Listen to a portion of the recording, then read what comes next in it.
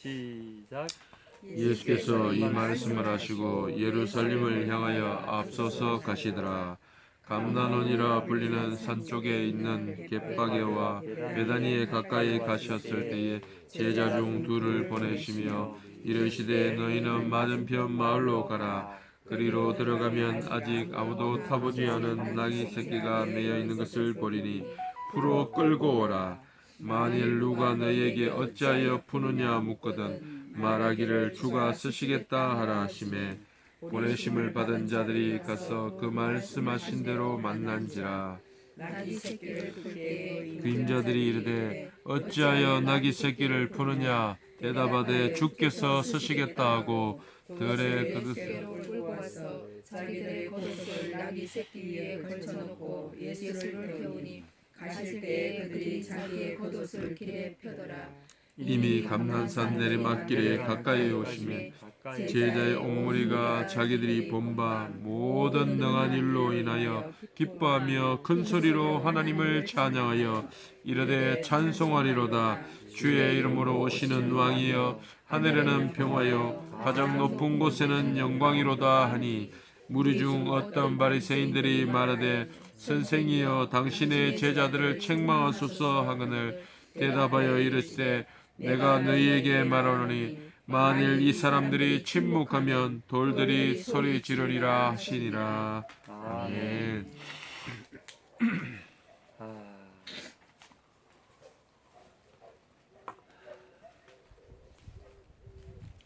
이제 예루살렘 입성을 앞두고 계신 좀 극적인 장면입니다.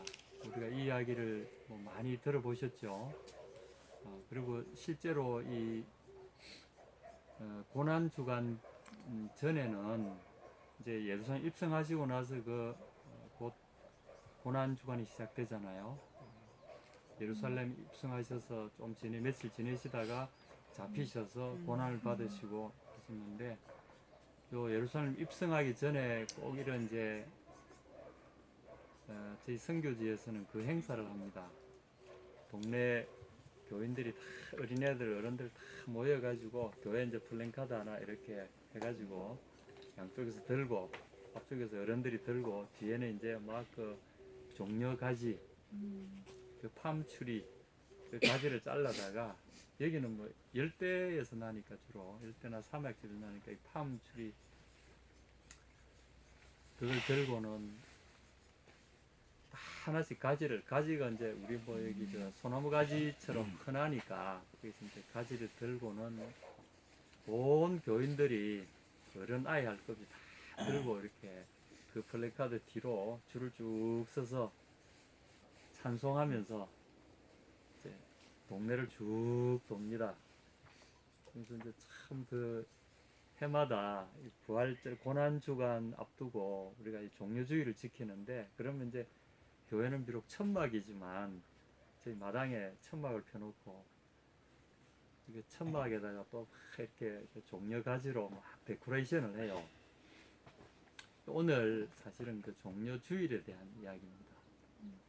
종료주일에 대한 이야기인데 주님이 이 날을 기다리셨죠. 그리고 예루살렘의 북쪽 갈릴리에서 떠나셔서 남쪽으로 협곡을 따라서 도로를 산을 넘고 고개를 넘고 계곡을 지나서 계속 남쪽으로 이제 예루살렘을 눈앞에 보고 있는, 예루살렘이 북쪽에는 이제 높은 산지고 구릉지고 예루살렘으로 가려면 이렇게 돼 있어요. 이렇게 예루살렘 이렇게. 그래서 이쪽에 산 위에 예루살렘, 시온산에 예루살렘이 있고, 이제 그 벳바게라든지 보면은 베다니 이런 그 동네들은 북쪽에 있어요. 한 3km 정도, 지리적으로는 한 3km 정도, 3km가 10리 조금 못 되죠. 한 7리 정도 되는 거리인데, 거기서 보면 이제 빤히 보이죠. 예루살렘 저렇게 그 산 꼭대기에 성전이 보이고 이제 보이는데, 거기서부터 예수님이 이 벳바게라는 마을에 벳바게라는 이 마을에 미리 뭔가를 준비해 놓으셨어요. 그리고 예루살렘으로 올라가시는 그 길에 퍼포먼스를 하십니다. 우리가 아는 이 종려주일의 퍼포먼스가 거기서 나왔어요. 거기서 예수님이 예루살렘에 입성하실 때는 그냥 걸어서 들어가지 않으시고 뭔가 특별한 행사를 하시면서 뭔가 이렇게 퍼포먼스를 하시면서 들어가시는 거예요. 이거는 중요한 의미가 있습니다. 그래서 오늘 이런 어떤 예수님이 의도적으로 하신 이 퍼포먼스에 대해서 우리가 어떻게 볼 것인가, 그것도 참 중요합니다만은 또 우리 개인적으로 여기에 보면은 예수님이 왜 이렇게 하셨고 그게 우리에게 뭘 말씀하심인가 그걸 좀 생각해 볼 필요가 있을 것 같아요. 예수께서 이 말씀을 하시고 예루살렘을 향해 앞서서 가시더라. 이제 이 말씀은 앞에 한 왕이 먼 곳에 가서 왕위를 받으러 갈 때 자기 종들에게 10머나를 가지고 한 머나씩 나눠주면서 장사하라. 그리고 내가 돌아올 때까지 장사해서 이 재산을 늘려놔라. 이렇게 명령을 하고 먼 길을 떠났다가 다시 돌아오는 그런 우리가 10달란트 비유라는 이야기와 그 흡사한 이야기가 하셔요. 이 무슨 말씀인가 하면 이 왕 이야기처럼 나도 곧 떠난다는 거죠. 곧 떠나니까 너희도 내가 너에게 준 달란트나 또는 머나는 이제 은화의 이름입니다. 달란트도 그는 금화죠. 그래서 하여튼 이 일정량의 재화를 자기가 그 신뢰한 종들에게 맡기면서 내가 곧 떠나니까 너희는 이걸 가지고 내가 올 때까지 장사해라. 그리고 이걸 불려라. 너희 할 수 있는 재능껏 해라. 하면서 재능대로 이제 어떤 사람에게는 1달란트, 어떤 사람에게는 2달란트, 어떤 사람이 5달란트 뭐 이렇게 이제 달란트 이야기는 그렇게 나오지만 또 여기 보면 머나를 똑같이 한 머나씩 줬어요. 그래서 어떤 사람은 한 머나 가지고 2머나, 어떤 사람은 5머나, 어떤 사람은 10머나 뭐 이렇게 한 사람도 있고 한 머나 그대로 갖고 나온 사람도 있고 그러면서 이제 그 사람들이 그대로 상 주시고 난 다음에 마지막에 자기가 왕되는 걸 원치 않았던 이제 원수들을 처단하는 데까지 이야기가 끝납니다. 이게 이제 뭔 이야기인가 하면 그 당시 예루살렘의 정치적인 상황과 굉장히 흡사한 이야기입니다. 뭔가 하면 당시 예루살렘은 이스라엘의 사실상의 자치긴 하지만 사실상의 자치가 아니고 로마의 식민지였어요.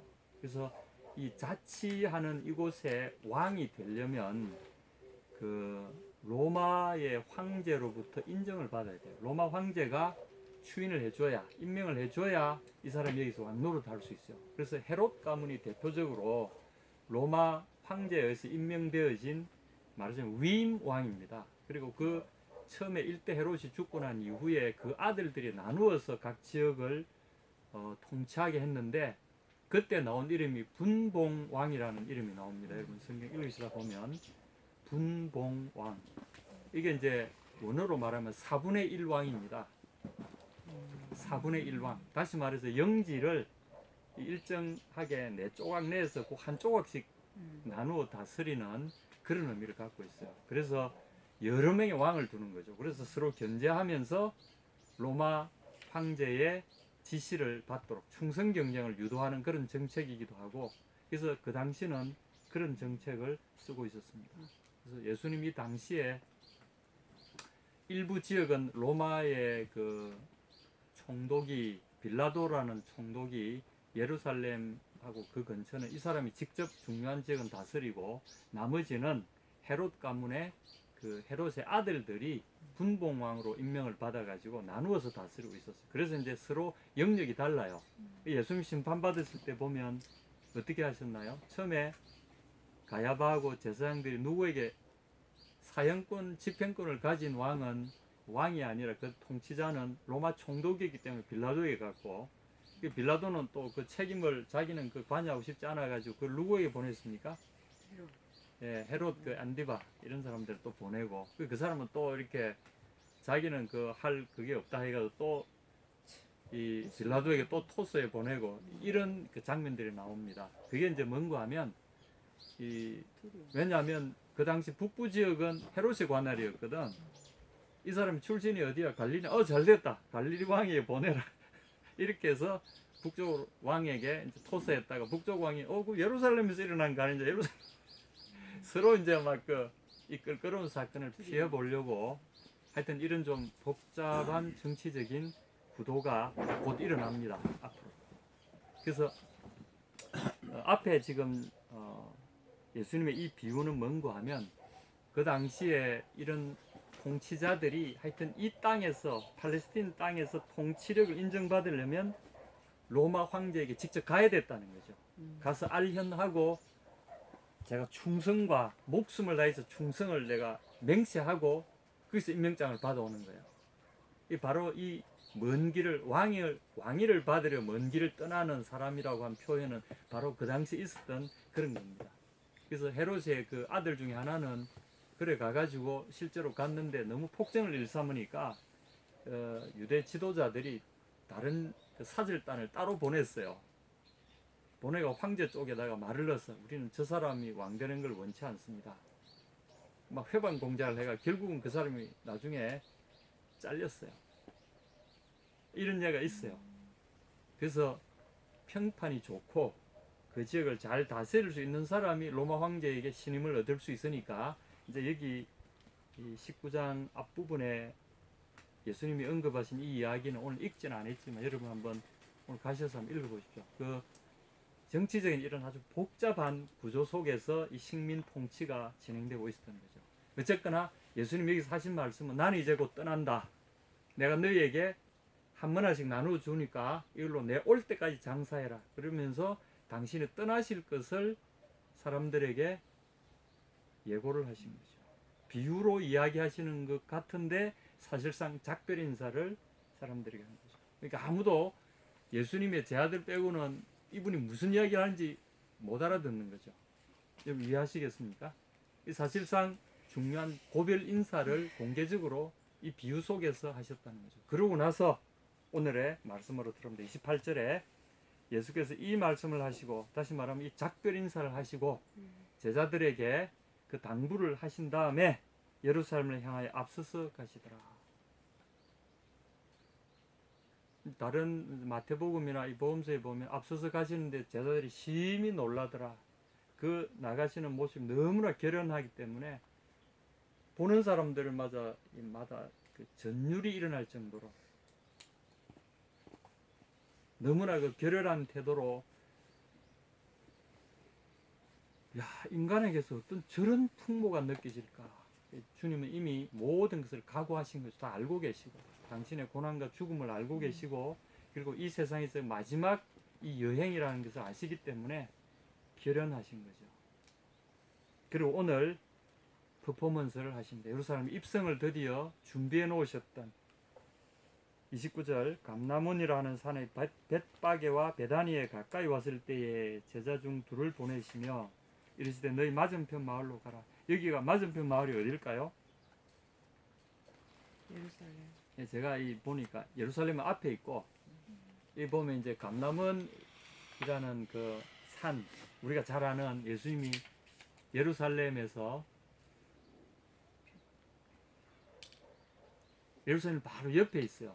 옆에 있어서 한 1km 내외되는 감람산.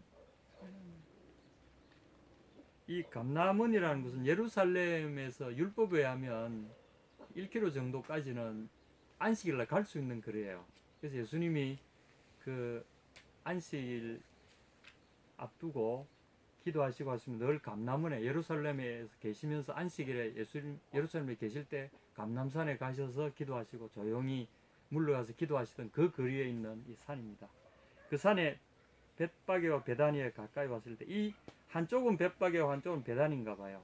이 이제 동네 이름들이 원래 베이트 파그라는 무화과라는 뜻입니다. 푸른 무화과. 베이트는 집이고 여러분 벳엘 하는 있죠. 벳엘, 베이트엘 또는 벳엘, 베이트레헴 또는 베들레헴, 떡의 집.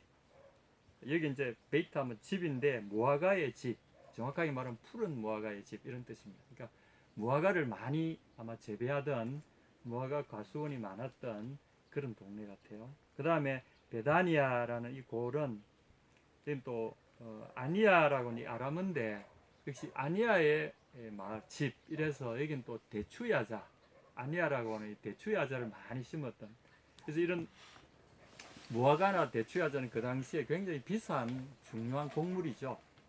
그래서 이 동네들이 보면 주로 이런 중요한 산지였다는 걸 알 수가 있습니다. 어쨌거나 우리가 또 아는 베다니는 누구의 고향입니까? 그렇지. 예. 예수님이 사랑하시는 나사로의 고향 말이죠. 나중에 그 여러분들 요한복음을 읽어보시면 그 이야기가 나옵니다. 그래서 예루살렘에 오셨을 때 그 바로 요 동네에서 이런 이제 그 오빠가 죽는 사건이 일어나죠. 그래서 예수님이 그 나사로를 살리는 일이 있었습니다. 그래서 요 하여튼 예수님에게는 굉장히 정겹고 잘 아는 동네예요. 그렇다면 여기에 이 너희 맞은편 마을로 가라 벳바게를 아마 보입니다. 그리로 들어가면 아직 아무 사람도 타보지 않은 나귀 새끼에 매여 있는 것을 보리니 풀을 끌고 오너라. 주님이 뭔가 준비해 놓으신 게 있어요. 그리고 이 마을은 예수님의 굉장히 익숙한 마을이고 그 동네 대부분의 사람들이 예수님을 알 뿐 아니라 특별히 이런 예수님의 그 사에게 중요한 만남이 있었던 이 나사로 오누이들이 살던 그 동네이기도 하고, 그래서 만일 누가 너에게 어찌하여 푸느냐 묻거든 이렇게 말하되 주가 쓰시겠다 하라 하심에 사람들이 이제 가서 그대로 합니다. 자, 오늘 그냥 저 마을에 들어가면 동네 어귀에 말뚝이 박혀 있고 거기에 어린 나귀 새끼 한 마리가 매여 있다. 이제 다른 복음서에 보면 나귀와 함께 새끼가 같이 매여 있다. 어미 이 나귀가 있고 그 옆에 새끼도 같이 있을 거다. 풀어서 끌고 오너라. 누가 왜 푸느냐라고 제지를 하거든. 지킨 사람이 있을 거다. 그 사람이 왜 푸느냐고 묻거들랑 주님이 쓰시겠다 하라. 이제 정확하게 원문 표현이 이렇습니다. 그것의 주가 쓰시겠다. 그것의 주가 필요를 가지고 있다고 이야기해라. 다시 말해서 그것의 주가 이것에 대한 필요를 갖고 계시다고 이야기하라.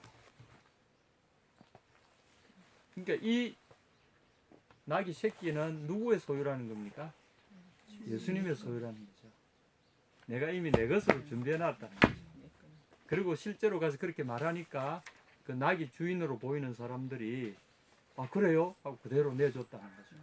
이런 이야기 구도를 보면 예수님이 그걸 미리 준비를 해놓으셨다는 거죠. 그리고 그 사람들도 예수님하고 다 알고 오늘날을 위해서 그 용도는 모르지만 이날 언제 아침에 내가 제자들을 보낼 테니까 너희가 기다리고 썼다가 내 제자 둘이 가서 이렇게 말하거들랑 적시로 풀어서 나에게 보내라. 아마 이렇게 미리 이야기를 딱 해놓으신 것 같아요. 그리고 예수님은 그날을 위해서 다 치밀하게 준비해 놓으시고 이 아침에 이 퍼포먼스를 이제 하시기로 하신 것 같아요. 자, 여기서 우리가 이 말씀을 좀 생각해 볼 필요가 있습니다. 30절에 너희 맞은편 마을로 가라. 보이는 그 마을로 가면 그리로 들어가면 아직 아무 사람도 타보지 않은 나귀 새끼에 매 있는 것을 보리라. 풀을 끌고 오너라. 왜 첫째는 나귀 새끼일까? 나귀 새끼를 주님이 나중에 우리가 알죠. 타고 가시는 거죠. 타고 가시는데 쓰시려고 나귀 새끼를 대기시켜 놓으신 겁니다. 근데 이 나귀 새끼는 아무 사람도 타보지 않은, 원래 이제 나귀는 구약에서 말하면 이게 스가랴 9장 9절 여러분 한번 찾아서 누가 한번 읽어주실랍니까? 스가랴 9장 9절의 내용을 성취시키려고 지금 하시는 겁니다. 이게 그냥 하시는 게 아니고 구약의 예언을 성취하시면서 당신이 그 구약의 예언의 성취자로서 오셨다는 것을 남방에 선포하시기 위해서 하시는 퍼포먼스입니다. 스가랴 9장 9절. 시온에 따라 크게 기뻐할지어다. 예루살렘에 따라 즐거이 부를지어다. 보라, 내 왕이 내게 임하시나니 그는 공의로우시며 구원을 베푸시며 겸손하여서 나귀를 타시나니 나귀의 작은 것 곧 나귀 새끼니라. 아멘. 그 말씀 그대로 지금 행하시는 겁니다. 여기에 그는 겸손하여 이런 표현이 나오죠. 이게 우리 마태복음 11장에 나오는 나는 마음이 온유하고 겸손하니 똑같은 단어입니다. 아니라고 하는 히브리가 고난을 받아 짓눌린 가난하고 핍박을 받고 압박을 받아서 낮아진 마음의 태도, 그걸 아니라고 합니다. 예수님은 바로 이런 태도가 어디에, 나귀가 그렇다는 거죠. 사실은 짐 아래서 겸손하게 나귀의 그 무게, 짐의 무게 속에 자신을 겸손하게 내려놓고 그 짐을 지고 가는 짐승처럼. 나귀는 전쟁용이 아닙니다. 나귀는 평화의 상징이고 들판에서나 이렇게 아주 목가적인 풍경에 등장하는 동물입니다. 나귀는 평화의 동물이죠.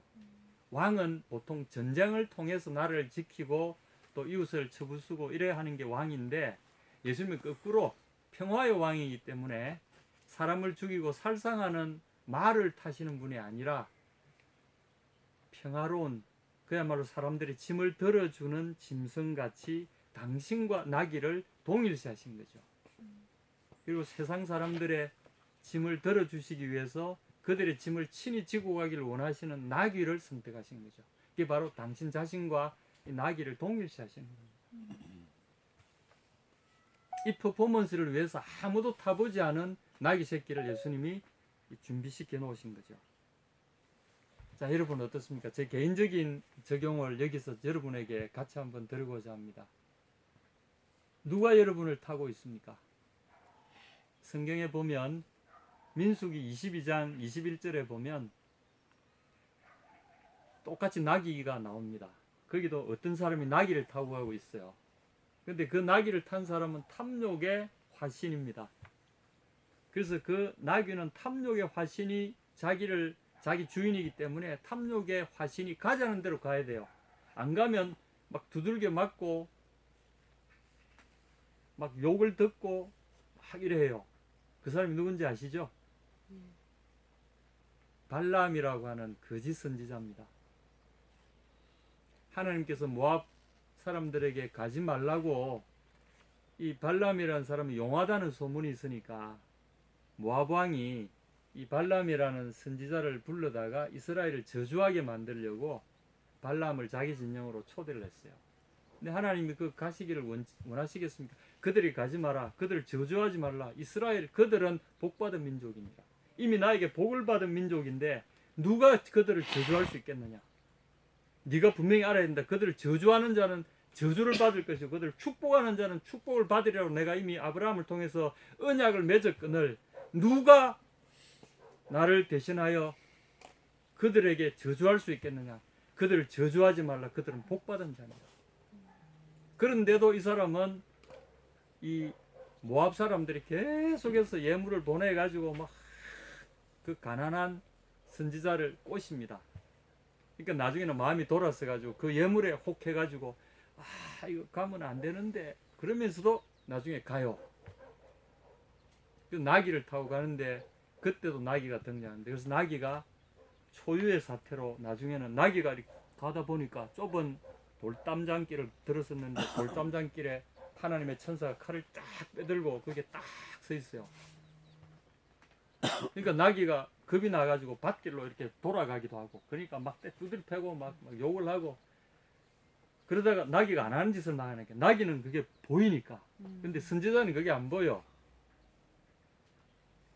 그러다가 이제 계속 두들겨 패고 하니까 어쩔 수 없어 이러면서 또 막 벽 한쪽으로 몸을 막, 왜냐 가면은 그대로 죽으니까 자기 주인도 살리고 자기도 살기 위해서는 막 움츠리면서 벽 한쪽으로 몸을 이렇게 하는 사이에 자기의 그 등과 벽 사이에 주인의 발이 끼지 않았겠어요. 그러니까 막 아플 거 아니야. 그러니까 막 두드리면서 욕을 합니다. 막 내가 칼만 있었으면 너 죽여버렸을 건데 막 욕하니까 갑자기 나귀가 입이 또 열려가지고 사람처럼 말을 해.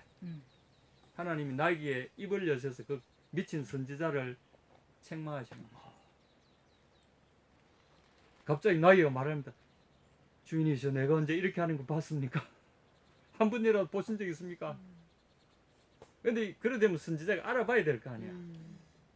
자기가 이 말 못하는 짐승의 하나님의 영안이 어두워지니까 하나님의 천사도 못 보고 하나님의 그 진노도 못 보고 하나님의 마음도 읽어내지도 못하고. 왜냐면 왜 눈이 멀었냐 하면 탐욕에 쪽 가면 돈 주거든.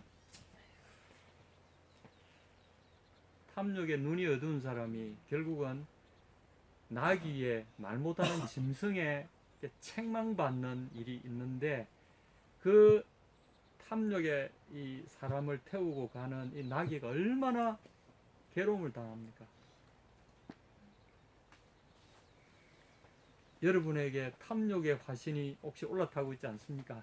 여러분의 주인은 누굽니까? 오늘 이야기를 하고자 합니다. 아무도 타보지 않은, 그래서 예수님은 이 나귀 새끼를 아무도 타지 못하게 사람을 붙여가지고 딱 지키고 계셨어요. 미리 딱 지켜놓고. 여러분 개인은 어떻습니까? 제 개인은 이렇습니다. 가끔은 제가 이런 생각해요. 내가 이 선교사로 안 나가고 목사의 길로 안 들었었으면 옛날에 내 선교 단체에 그냥 가지 말